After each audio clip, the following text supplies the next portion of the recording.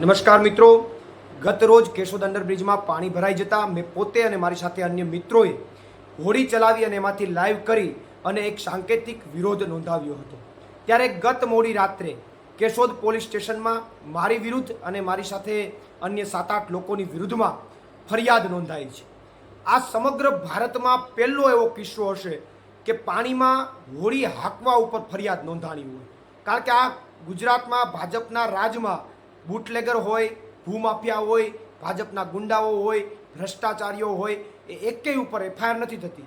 પણ અમારા જેવા યુવાનો જનતા માટે લડવા નીકળે તો એના ઉપર હોડી હાંકવામાં ફરિયાદ થઈ જાય. અને આ ફરિયાદ પણ ભાજપવાળાઓએ કરાવડાવી છે.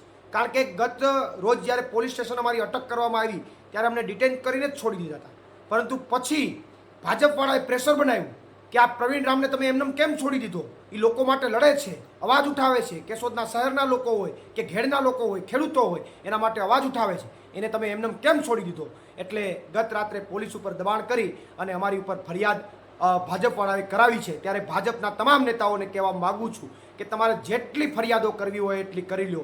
અમે ડરવાના નથી, અમે ઝૂકવાના નથી. અમે તમારા ભ્રષ્ટાચારો અને તમારી અણઆવડત અને તમારી જે નિષ્ફળતા છે, તમારી બેજવાબદારી જે છે, એને ખુલ્લી પાડીને રહેશું. પ્રવીણ રામ, પ્રદેશ ફ્રન્ટલ અધ્યક્ષ, આમ આદમી પાર્ટી.